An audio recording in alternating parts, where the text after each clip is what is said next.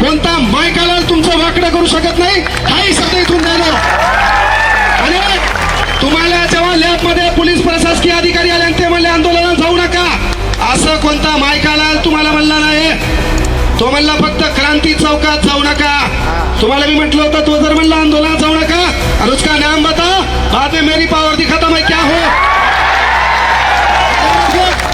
आम्ही हातात बांगड्या घातल्या नाहीत,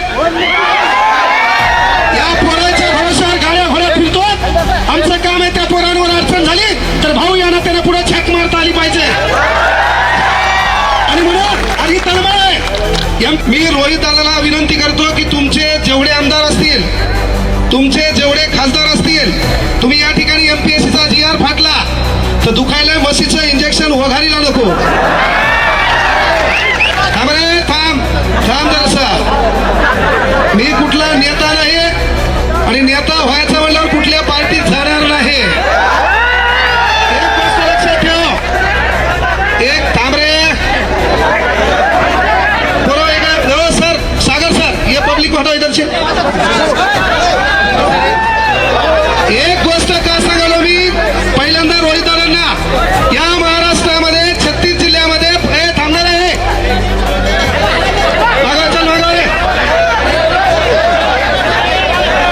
तिकडे पहा, ऐका पोरं, महत्व. अरे मी तुमच्यासाठी बोलायला कामाचं ऐका.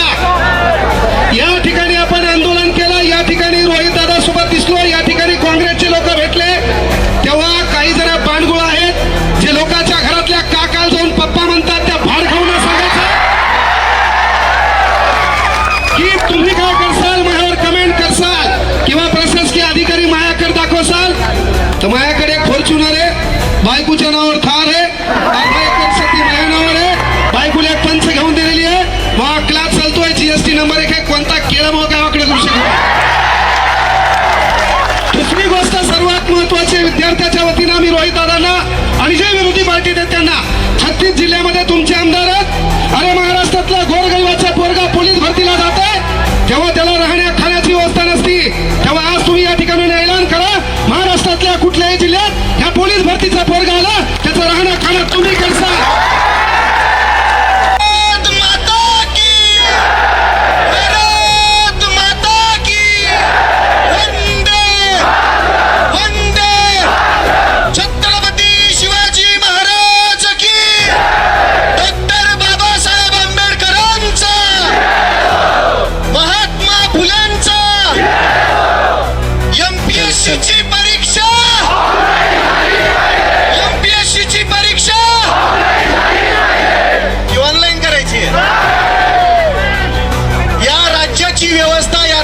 प्रशासन असं झालंय, इथं मटका फुटत नाही पण पेपर रोज फुटताय. यांना लेकरांची स्वप्न विकत असताना लाजा कशा वाटत नसत्या. माझं लेकरू या शहरामध्ये येतं, हे शेतकऱ्याचं लेकरू आहे, पोटाला चिमटा काढतं, एका टायमाला जेवतं पण अभ्यास अगदी मन लावून करतं आणि शेवटी परीक्षेच्या आदल्या दिवशी समजतं की पेपरच गळपटलाय. मग याच्यामध्ये चूक कोणाची आहे? सरकार बिलकुल नाही. याच्यामध्ये चूक आहे ज्या प्रशासनाने ही परीक्षा जाहीर केली होती, ज्या प्रशासनाने या परीक्षेचं नियोजन केलं होतं, त्या प्रशासनामध्येच काही दलिंदर भाडे बसलेले ज्यांना त्यांच्यावरती सगळ्यात पहिली कारवाई करून या दलिंदरांना जन्मठेपेची शिक्षा झाली पाहिजे. काय जन्मठेपेची शिक्षा झाली पाहिजे. दुसरी विनंती इथल्या सरकारला आहे, इथला प्रत्येक आयोग हा बुजगावणं सरकारचं बुजगावणं. या बुजगावण्यांना बाजूला सारून तुम्हीच काय करा माहितीये का, ते MPSCचा आयोग आहे ना तो बरखास्त करा आणि तुम्ही जे पेपर दुसऱ्याला देता का घ्यायला त्यांनाच द्या की एकदाच. कशाला आमच्या उरावरती बसवले.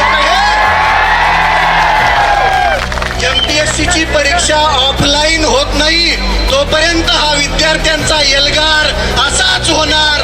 आज आयुक्त आले, उद्या क्रांती चौक असेल,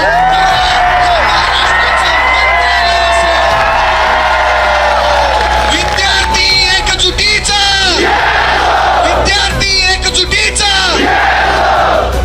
ही आहे क्रांतीची जागा. छत्रपती छत्रपती संभाजीनगर. तुम्ही सर्व एवढ्या ताकदीनं इथं उपस्थित राहिलात. या सरकारच्या मनामध्ये धडकी भरायला वेळ लागणार नाही. ही एकजूट कायम ठेवूया आणि लढूया. जोपर्यंत न्याय भेटत नाही, जोपर्यंत आपला हक्क आपल्याला भेटत नाही. स्टेनोग्राफरची पदं यांनी गोठवली आहेत. त्या लेकरांची मागणी बऱ्याच दिवसापासून आहे. माझी मुख्यमंत्री महोदयांना विनंती आहे, तुम्ही जे हे 2-4 विभाग सोडले तर सगळीकडची स्टेनोग्राफरची पदं बंद केलेली इथं ती पूर्ववत करा. लेकरांवरती अन्याय करू नका. एवढं बोलतो, थांबतो. जय हिंद.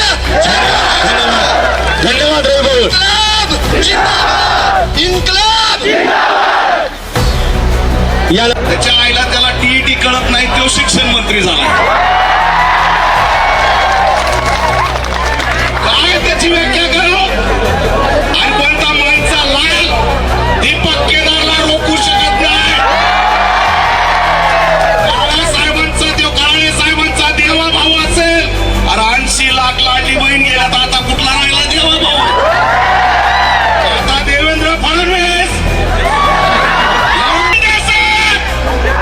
शिक्षणाची थट्टा थांबवा. डॉक्टर बाबासाहेब आंबेडकरांचं शिक्षण जर हिरावून घेण्याचा प्रयत्न केला तर सत्ता हिरावून घेण्याची ताकद विद्यार्थी एकनाथ शिंदे तुमच्याकडे माणूस नसेल. काय ते पांढरे केशेन दादा भुसे तुमच्याकडे जर शिक्षण मंत्र्याला माणूस नसेल. हा दीपक केदार इथून सांगतोय, प्राध्यापक विठ्ठल कांगणेला शिक्षण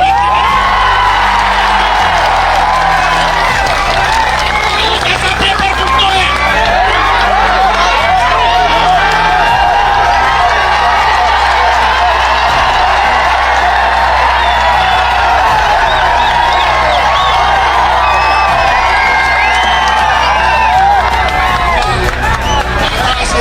या चक्कर मध्ये करायला सर नाराज होते.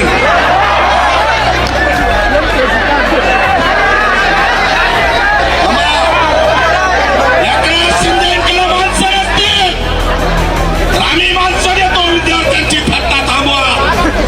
अरे लेकरं ज्या पद्धतीने आता सांगितलं, अरे नीटच्या पेपर मध्ये 25 ते 27 विद्यार्थी मेले.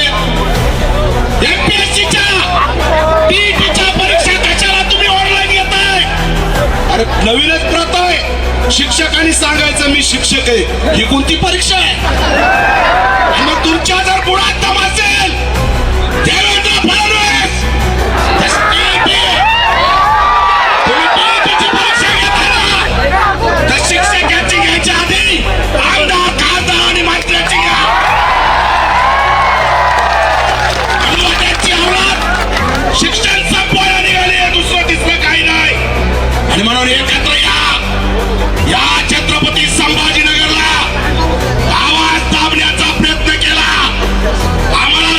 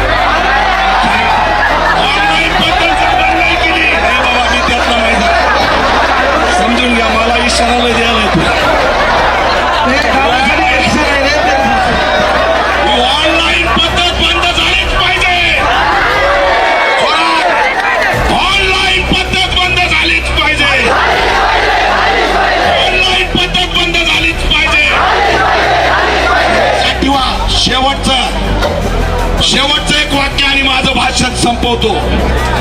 मित्रांनो, विद्यार्थ्यांचा जीव घेणाऱ्या, पेपर फुटी करणाऱ्या त्या हरामखोरांचे घर जर तुम्ही बुलडोझरनी नाही पाडले तर पुढचा मोर्चा या पेपर फुटीवाल्यांचे घर बुलडोझरनी पाडायला आम्ही गेल्याशिवाय राहणार नाही. माझी हिंमत झाली नाही पाहिजे कारण या हरामखोरांचं एन्काउंटर काय एन्काउंटर होत नाही. अरे 27 विद्यार्थी आमचे मारतायत आणि ह्या सगळ्यांना VIP ट्रीटमेंट, करोडो रुपयाचा घोटाळा, ही सगळी साखळी आहे शिक्षण संपवण्याची.